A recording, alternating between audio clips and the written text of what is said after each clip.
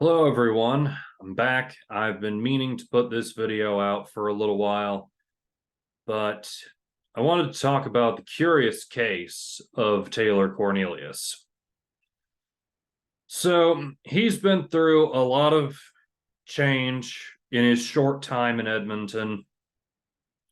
Obviously in 2021 under Jamie Elizondo, he took over late in the season for Trevor Harris. He showed some promise in places, but just was a bit too risky, I felt, to start out with. And then in 2022, he started slow in a new offensive system with Stephen McAdoo. He looked good at the tail end of last season, but that momentum did not carry over into 2023. I don't put all the failures of this offense on him. That's simply not fair when the protection was subpar most of the time. The run game was almost non-existent. The best receiver on the team has been out most of this season. But alas, his decision-making had just reached the point that it was no longer excusable. Some of the plays that he was making, which led to turnovers and negative plays for the offense, they just became too frequent and just stuff that everybody knew shouldn't be happening. He also definitely was looking to run a lot, especially if his first read wasn't there. Another thing that I started to see was he only really ran on broken plays. He rarely ever had designed quarterback draws. And I'm wondering if now with Tre Ford coming in, there'll be more designed runs, more read option type of things. Cornelius did not lack speed certainly in a straight line, but I'm thinking Ford is going to bring a different dynamic, more agility, more ability to sort of hide behind the lineman and maybe squeeze through tight places a little bit more than Cornelius ever could, just with his lumbering 6'5" frame. Moreover, Cornelius just never really got any sort of consistency with those short intermediate routes just because he was under siege so often.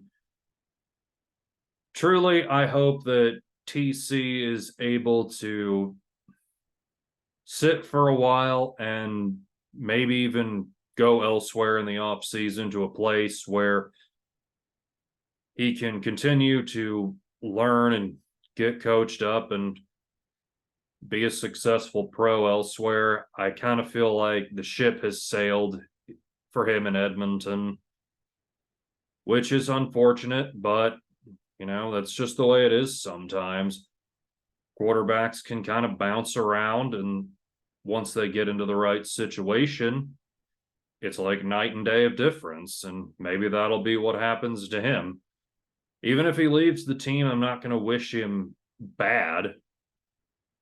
I still think he did the best he could, even if he tried too hard in places and it ended up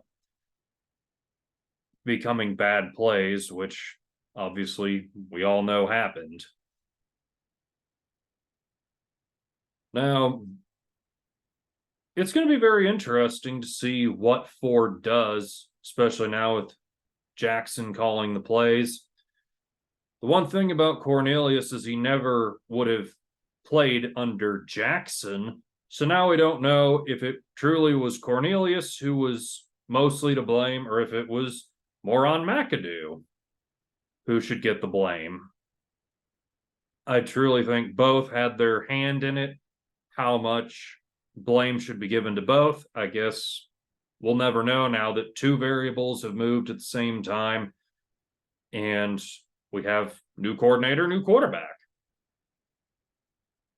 But now that Ford is in, I'm hoping he gets a realistic chance to show what he can do. It's not going to come together in 1 week, most likely. I hope now that the season is pretty much a lost cause, let's be real. I hope that Ford will start all 10 of the remaining games and that they'll stick with him and give him a realistic chance to show what he can do. Health pending, of course. I also hope that Ford does not have to run as much as Cornelius did in some games. I hope that Ford is able to get the ball into the hands of the playmakers, Dunbar, Lewis when he comes back. If Kevin Brown gets more involved in screen games, things like that. I'm definitely anticipating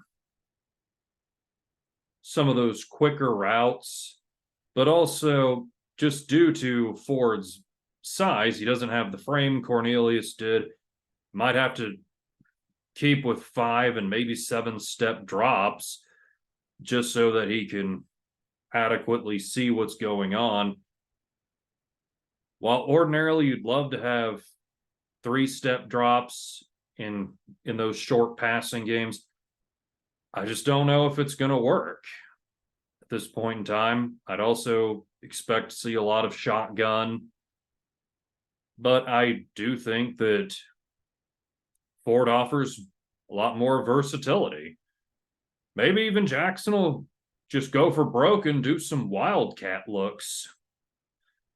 You never know. This is the time to throw caution to the wind, see what you can do. Maybe fire up the players' offensive imaginations a little bit.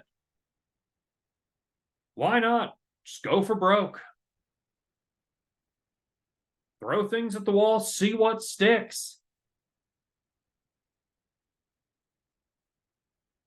Well, anyway, that's my 2 cents on it.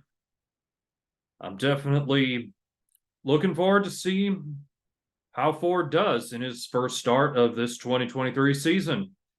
I'll definitely be back to talk to all of you about it. See you then.